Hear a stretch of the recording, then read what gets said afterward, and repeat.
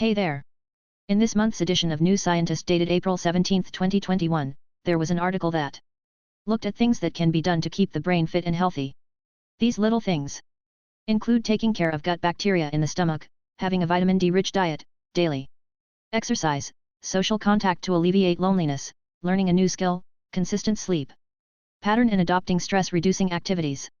Healthy gut bacteria are seen as precursor for health disorders, and having a plant-based diet can be helpful. A diet that is plant-based with a variety of fatty fish, butter, and red meat is recommended. Daily exercise for at least 30 minutes a day helps to address the sedentary lifestyle that most people are living. Social contact with shopkeepers, neighbors, or fellow travelers are beneficial activities that cannot be understated. Learning a new skill is stimulating for the brain and enables the brain's ability to create new connections. Disruption to sleeping patterns are known to increase the risk for neurodegenerative and psychiatric disorders. Activities such as yoga, meditation, tai chi, art, and music can help to make life more enjoyable and less stressful. If you are looking for more information on what are the things that can keep the brain healthy, continue listening on as we go through the article. How to keep your brain blooming. One sultry afternoon in 1862 in Luxor in Egypt, Edwin Smith was haggling with an antiquities dealer for an unknown papyrus. Though he suspected its importance, Smith couldn't know it would turn out to be not just the earliest known medical text, at over 4000 years old, but the first ever documented mention of the brain. And what did it say about the most complex entity in the known universe?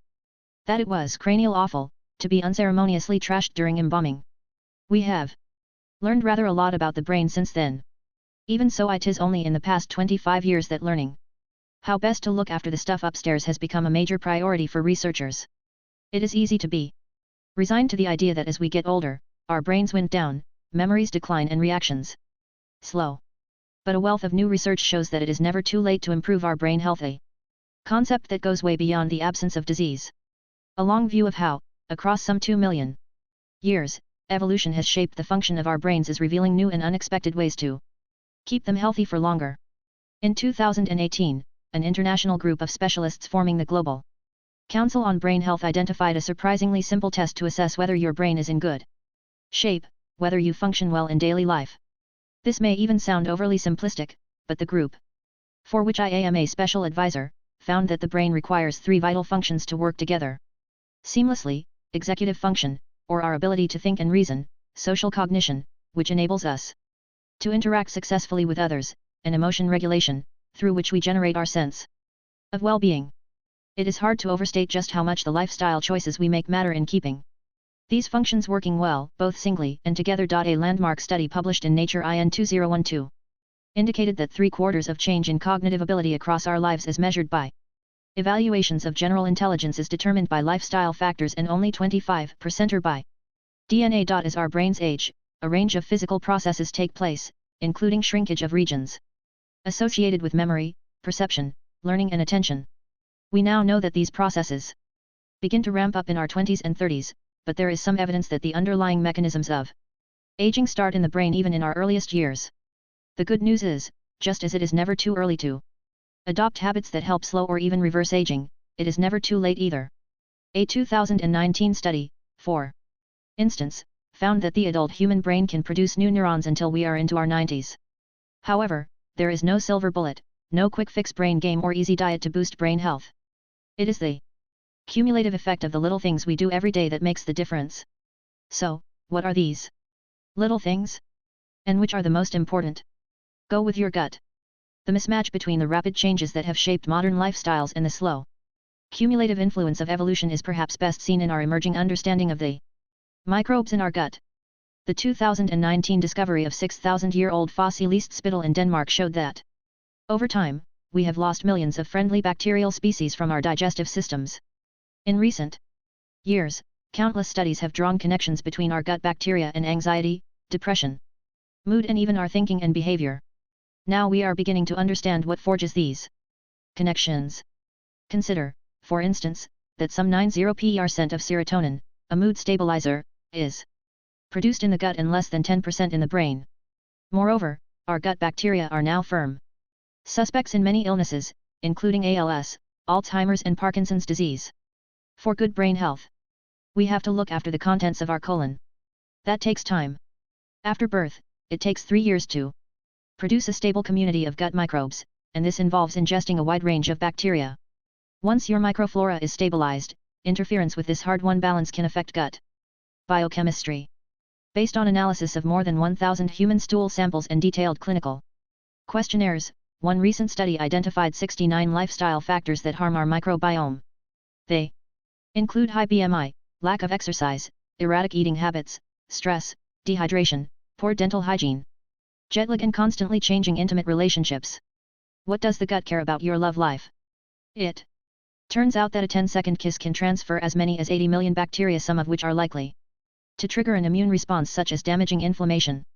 In settled relationships, partners develop an equilibrium of gut bacteria over time. To promote stable gut health, it also helps to feed your friendly bacteria by eating a wide array of plant-based foods. In the past decade or so, there has been a surge in research about potential ways of replenishing healthy gut bacteria, such as through fecal transplants or even poop pills, with the aim of treating conditions ranging from irritable bowel syndrome and obesity to autoimmune disorders. Most recently, researchers have started looking into how we might do this to improve brain health, by using our gut bacteria to help boost production of crucial hormones or neurotransmitters. To watch what you eat. Modern life, which can involve long working hours, high levels of stress and hundreds of distractions, often means that we are constantly eating and snacking. But our brains evolved at a time when food was periodically scarce. For hunters back then, the shift from our bodies burning sugar in the form of glucose to burning energy released from our fat cells, known as ketosis, was inevitable. Today, most of us never reach this stage, unless we deliberately fast or adopt a low-carb diet.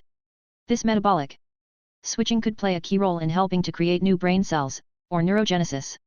Animal studies have shown a clear relationship between intermittent fasting and levels of brain-derived neurotrophic factor, a protein critical to neurogenesis, particularly in the hippocampus and other centers of learning and memory.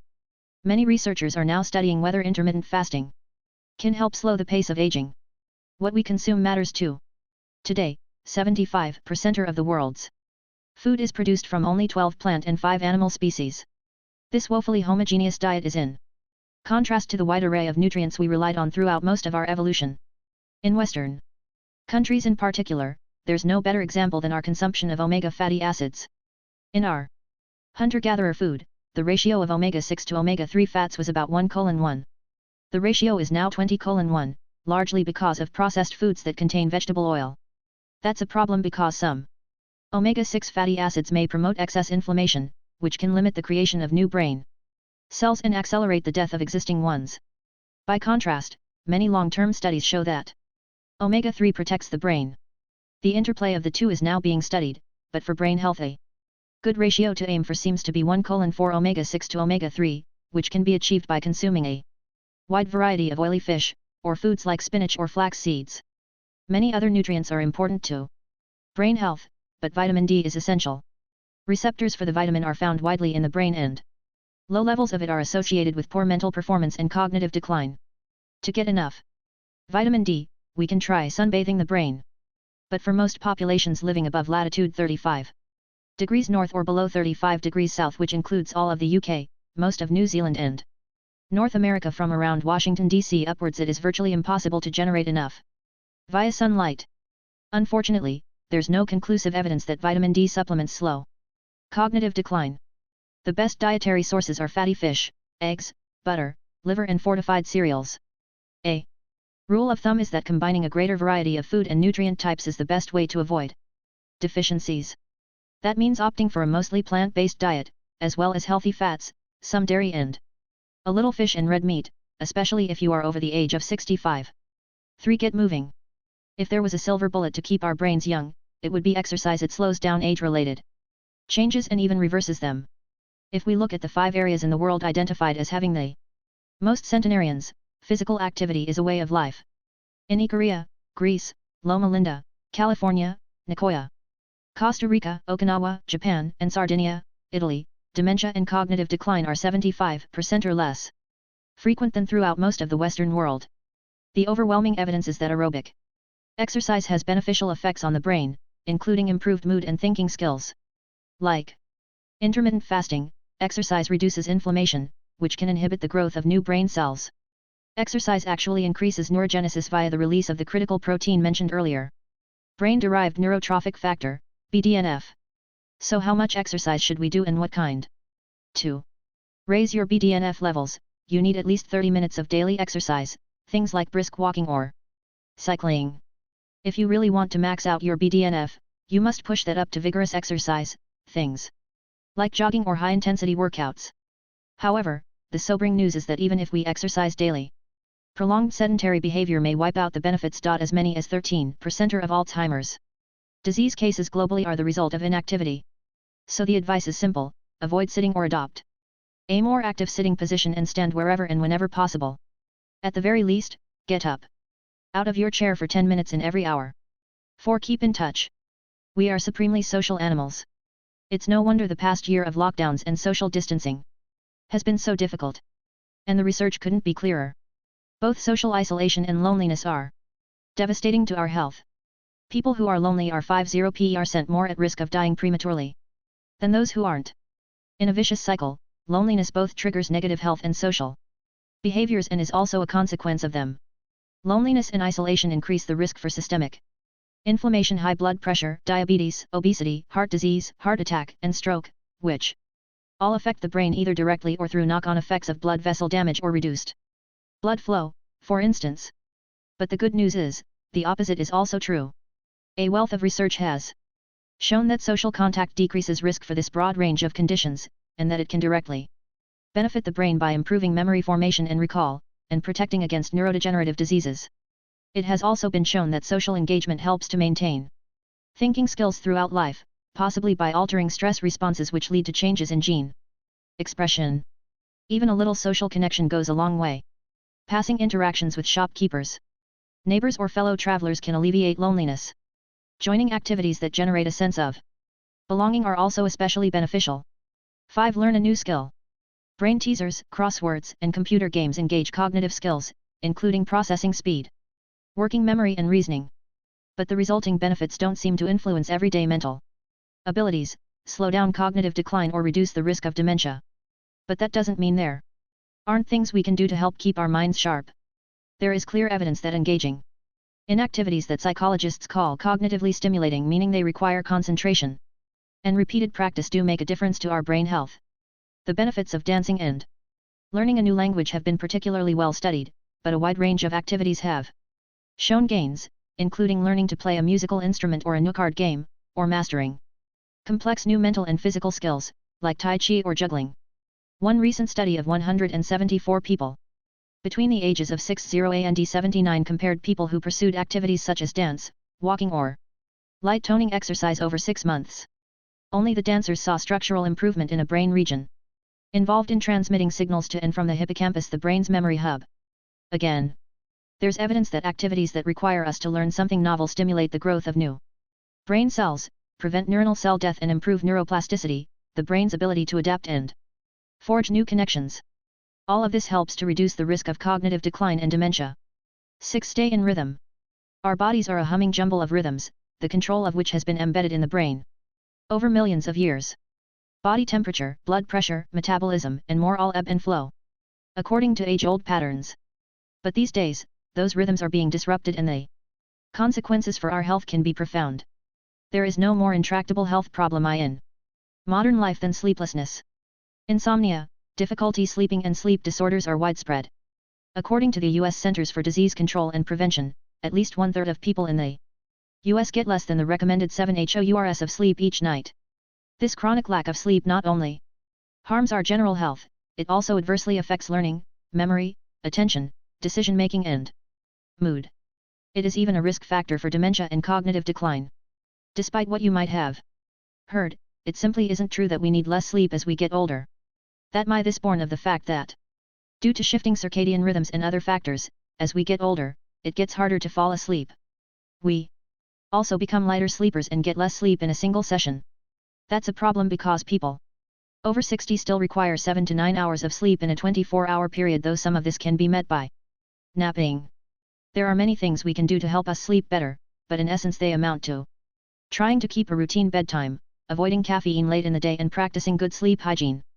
Sleeping in a dark, quiet room. If we don't, disruptive patterns such as jet lag, constantly varying bedtimes, late night work and irregular habits of all kinds will conspire to blunt the brain across a lifetime. It has been demonstrated time and again that people who routinely break their circadian rhythms are at raised risk for neurodegenerative and psychiatric disorders. Recent studies suggest this is because it throws our body's many clocks out of sync, undermines the production of critical neurotransmitters and can even affect the way our brain cells process energy. The odd eccentricity won't do any permanent damage to your brain performance, but constant abuse will. 7. Do what makes you happy. Ranked equally with life and liberty, the pursuit of happiness has driven great thinkers for centuries. But it's more than philosophy. There's now real evidence that emotional well-being is critical to our brain health. Many of the tens of thousands of decisions we make each day are about seeking positive experiences and avoiding negative ones, a constant search for that feeling of well-being. But how do we attain this magical state? The evidence shows that maintaining social relationships, staying active and having a sense of purpose in life all contribute to mental well-being. It has been found to reduce inflammation and biological markers of stress, and both improves cognitive function and reduces cognitive decline in later life. Finding a sense of purpose if you are struggling can be a challenge, but there are certainly steps you can take. The Global Council on Brain Health recommends we develop personal and work-related goals to cultivate a sense of purpose. This can be looking after friends or family, having an absorbing and demanding hobby or pastime, or striving for career goals. There are other ways we can improve our sense of well-being too. It has also been shown that people who are better able to control negative thoughts and embrace positive thinking tend to have improved executive function, general brain health and longevity. One of the keys to achieving this balance is managing stress. Many stress-reducing activities benefit brain health, including yoga, meditation, tai chi, art, music, and the moderate consumption of alcohol. The message is that in seeking and achieving well-being, we have a huge amount of control over how we order our lives to make them more enjoyable, less stressful, and more productive. In doing so, not only will we feel better, we'll think better too.